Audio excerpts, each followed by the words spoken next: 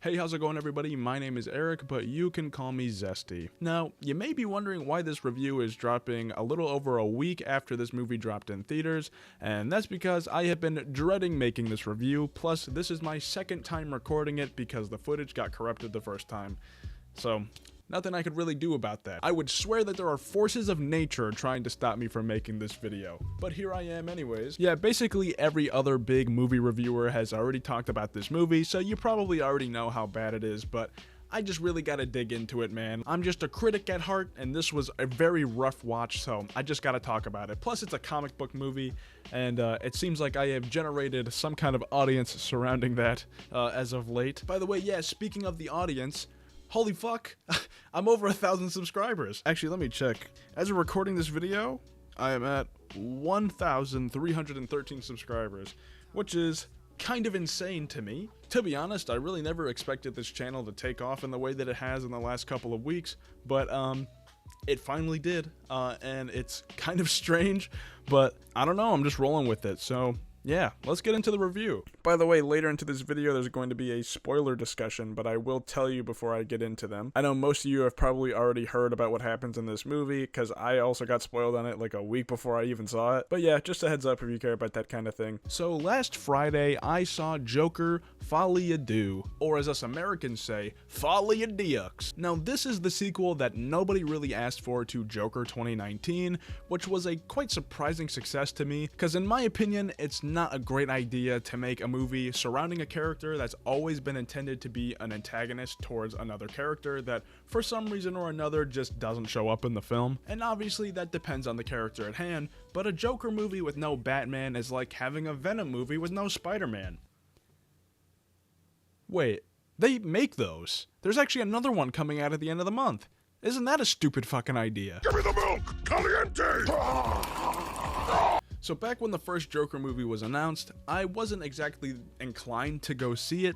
I actually didn't end up seeing it in theaters. I watched it at home when it released on streaming, because I had heard some good things about it from critics and good friends of mine. So I decided to watch it for myself, and I thought it was pretty alright. To me, Joker 2019 was the comic book movie for the pretentious film bro, the kind of guy who will tell you his favorite movies from the 1940s in a language that he doesn't understand, or like Wolf of Wall Street or something. And because of that kind of audience that it generated, it ended up being kind of heavily misunderstood as some kind of anti-hero revenge story by all the same people who call Patrick Bateman a Sigma and defend Homelander, because those people unfortunately exist in our society. That's right, because if there's anything Joker's ever taught me, it's that we live in a society. Now, something that I really appreciate about the first movie is how uncomfortable it can make you feel at times. There's always a very consistent rise in tension as the story progresses, and it makes that now iconic climactic scene all the more satisfying and shocking. After seeing how the system surrounding Arthur completely failed him, we have Murray Franklin push him over the edge and get what he fucking deserves. At least that's what happens in Arthur's mind. And despite him constantly doing bad things, like killing people,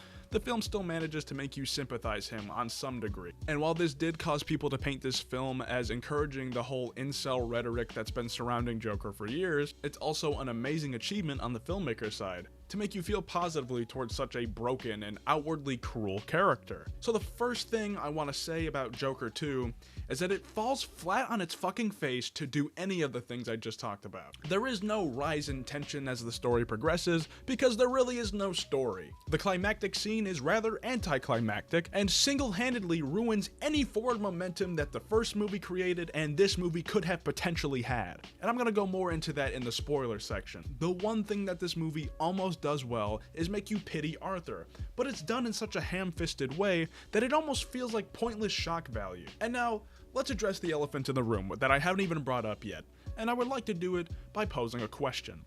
What is the worst way to follow up a film that has a consistent and unsettling dark tone throughout its entire runtime? Make the sequel a fucking musical. Yeah, nothing kills tension in a scene like everybody breaking out into fucking song and dance every 15 minutes in some stupid ass hallucination musical number that completely halts the progress of the story every time. Now, I'm not gonna pretend like a lot of other people on the internet that apparently walked into the theater not knowing that this film was a musical, because that was announced a long time ago and I knew what it was walking into it. And I will admit, I am a little bit biased because I'm not a huge fan of musicals. I mean, High School Musical 1 through 3 was pretty good when I was fucking 10, and La La Land is a pretty good movie, but that's the extent of musicals I've ever seen. Unless you want to count some little sprinkles of Disney Channel originals back in the day, but I couldn't even remember the names of any of those. But the difference between those movies and this movie is two things. The musical numbers don't always completely halt the forward progress of the story, and two, the content within the songs always has something to do with what's happened,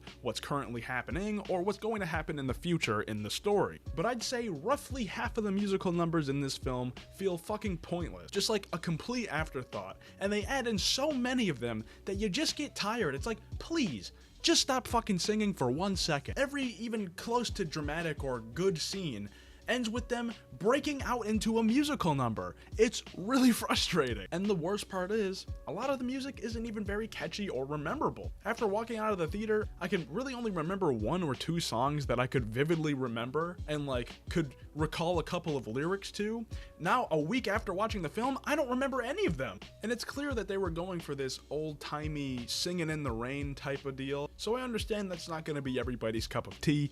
But even still, none of the like lyrics or melodies are even catchy or like something that you could get stuck in your head. You will forget about all of the musical numbers in this, besides how fucking atrocious they were to sit through. And here's an argument I've seen a couple of people give for the musical numbers in this film. They say, you guys just didn't understand the messaging of the songs. It's supposed to signify when Arthur is going into a dissociative state. It's when the Joker is taking over, and it's this artistic representation of his mental state. I'm like, shut up. You're on so much fucking copium, I can't stand it. That's not even like in the subtext of the film. It's very clear that that's what's happening most of the time. So you're not smarter than anybody else for figuring that out, but that also doesn't make the movie any better. And like, it sounds like a good idea on paper, because the Joker has always been kind of an over-the-top goofball. He does a lot of goofs and gaffs, and he's frequently singing music throughout other Batman media and whatever. So logically, I guess it kind of does align somewhere.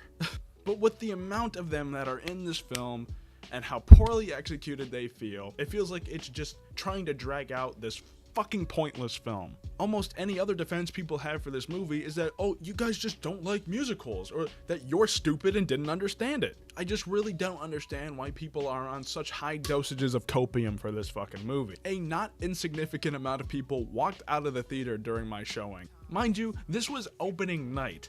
People were leaving the theater before the movie ended, like 20 to 30 minutes before the movie ended. And I don't know about you guys, but I rarely ever see anybody walk out of a movie, especially nowadays. But I am kind of curious, so if you're employed at a movie theater, just let me know, are people walking out of this film, or have a lot of people walked out of this film comparative to some other ones?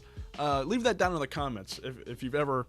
Not if you've ever worked, I mean in the last like 2 weeks if you've worked in a movie theater. So, let's get this straight. The story sucks and goes nowhere. In fact, it just keeps going in circles for like 3/4 of the film. The tone and pacing is completely fucked because we're constantly jumping from a thrilling court drama to Arkham to these 15 different musical numbers. And speaking of the musical numbers, the only new thing that it brings to the table, they didn't even really fully commit to those, so it falls flat on that as well. So my question is, who the hell is this movie for? It's definitely not for fans of the original. Actually, it feels like it actively goes out of its way to shit on fans of the original movie. They try to push these narratives about Joker as a character that are completely contradictory to what you see in the first movie. And it's all because Todd Phillips hated that the fucking Redditors misunderstood his movie and decided to do all this dumb, wacky bullshit. The only new audience that I can assume this movie would have attracted is people who are morbidly curious about Lady Gaga being Harley Quinn. But would you be surprised if I told you that she's also embarrassingly underdeveloped in this movie? Yeah, I was genuinely surprised by how little Harley Quinn does in this movie. Outside of her introductory scene and like one little bitty plot twist about halfway through the movie, she kinda does jack shit. All she really serves as is yet another object of desire for Arthur's twisted fantasies. She's not really doing anything interesting with the performance, and her presence is shockingly pointless. Honestly, for a large portion of the film, me and my friend Chris, who dragged me to fucking see this movie, I'm gonna give you an anti-shout out for making me see this movie because I wouldn't have seen it without you. but we both thought that they were gonna do this like M. Night Shyamalan type twist that they did in the first movie, where it's like he really wasn't hanging out with that girl, and Harley was just gonna like fade away at the end of the movie. But they didn't do that. Thank God they didn't do that. That would have been so fucking stupid. So overall, what redeeming qualities does this movie have? I mean, the cinematography is pretty good at some points. There are some pretty memorable and creative shots. Joaquin Phoenix is doing an alright job with the material that he's given, and despite Harley being really mediocre, she's not like offensively bad, and that's really about all the compliments I can give this movie, which is strange because judging based off of the foundation that this movie was standing on, you'd think it would have done something engaging that evolves itself from the original story. But this film just decides to rehash and retell in great detail what the audience already saw in the first one. A large majority of the runtime, basically all of the court scenes, which is a lot of the fucking film, is people just reminding Arthur of what he already did, what we saw him do. And it's not doing any like interesting comment on these things. It's just people saying, it's Harvey Dent going, do you think that this was a different person than the man that you're seeing right now? And he's sitting in the courtroom with his goddamn stupid Joker makeup on, and they're like, it looks like the same guy to me. Yeah, no shit, he's wearing fucking clown makeup, which is ridiculous. The judge is like, I'm not gonna let you make a foolery out of my courtroom, and then he literally lets him make a fucking fool out of the court. I don't get it. This movie's so stupid. It's so bad. It's so stupid. So because this movie is so unremarkable, I want to get into spoiler territory now, because this is the stuff that fully pushes this movie past the point of being a forgettable, pointless sequel into garbage-ass cash grab territory. So I know it's already been a week, you probably already know what happened, but if you don't want to be spoiled, then skip to this time code here, and I'm gonna get to the conclusion and stuff past this point. I'll give you a second or two to go there. Are we good? Okay. Alright, so I might get a little bit heated here. So the first scene that I'd like to speak on is the completely unnecessary, this is a prime example of when tasteless shock value takes place over impactful storytelling. And I'm of course talking about the implied sexual assault scene where the guards at Arkham drag Arthur into the shower and they tear his clothes off, and thankfully they don't go as far as to show any of what happened, but it seems to be what essentially causes Arthur to retreat back into his shell and just give up and admit that he's guilty of his crimes, which is very fucking depressing. I'm sure you could tell by the way I described it, but yeah, imagine watching that for 2 hours. They also make that same guard kill the only thing close to a friend that Arthur makes at Arkham besides Harley. And you know what kind of resolution this plot gets? Absolutely nothing. The guard walks by and he tips his hat to Arthur in one of the last scenes of the movie. I think it's right before the next scene we're about to talk about. And that's it. This alone tells me that Todd Phillips was trying way too hard to knock Arthur down a peg to piss off all of the people that liked him in the first movie.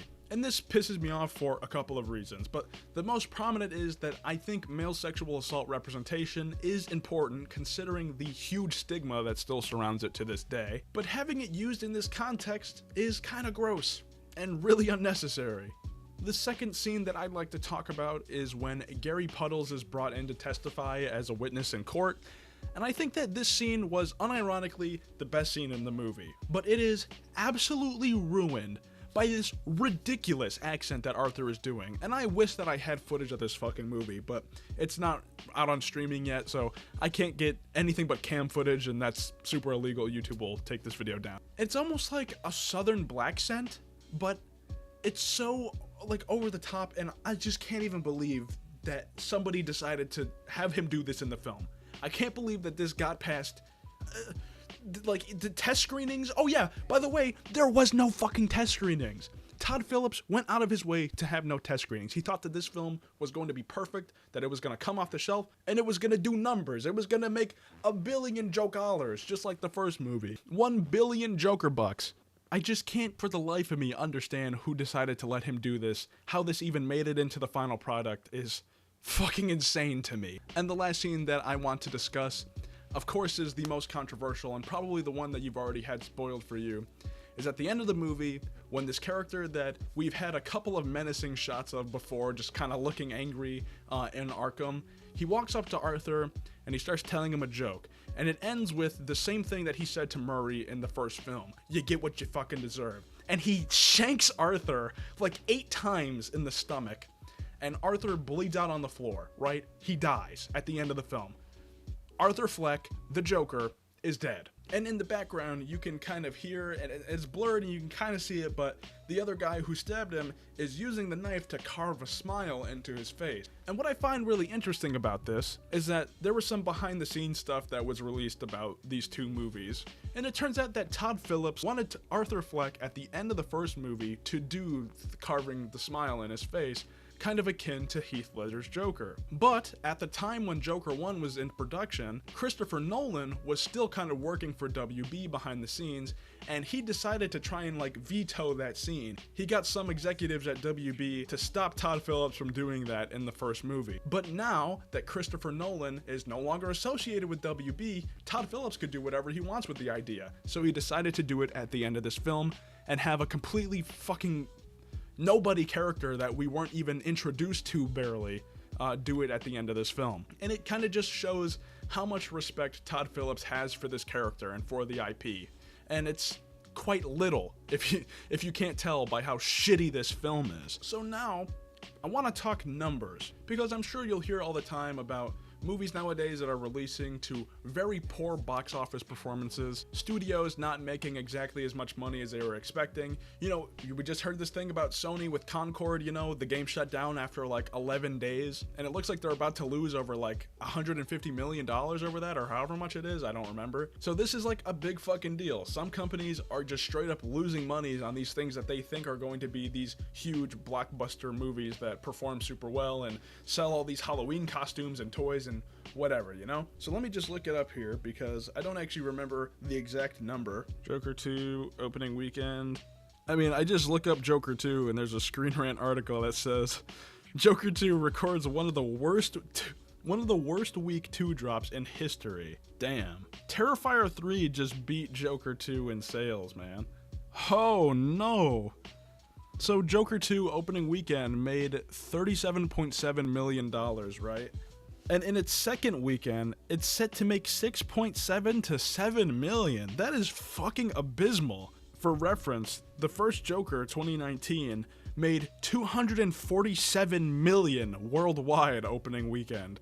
So yeah, suffice to say that this movie fucking flopped on all regards. I'm not sure why people are defending it. I'm sure some of those people are gonna be down in the comments of this movie fucking roasting me for my take, even though I basically have the same take as everybody else. Maybe just a little more nuanced, by a little bit, I guess. I must have really wanted to stop talking about this movie because I forgot to rate it, but it gets a fucking 3 out of 10. This movie sucks, don't go see it. Go see Transformers or Terrifier, I guess that's good, even though I heard it's kind of gory and scary or whatever. But yeah, I'm sorry that it took me so long to make this video. Once again, I'd like to thank all the new subscribers and viewers that have come to the channel these last couple of weeks. The Amazing Spider-Man video is at fucking 52K right now, which is, I don't even know how to quantify that shit in my brain. This is the first video I've ever had perform this well, and it's almost a little scary, to be honest. I kind of want to branch out my content a little bit. I also don't want to alienate my audience that's here for all the movie content related, like comic book stuff. So I'm figuring out plans for that kind of stuff, and it's going to take me a little bit of time. But I'm pretty sure my next video is going to be the part 3 in my series where I review the Tom Holland Spider-Man movies. So if that's interesting to you, or you've been waiting for that, then make sure you're subscribed and have my post notifications on so you can be notified when the video drops. Thank you so much for watching to the end of the video, and I will see you guys on the next one. Peace.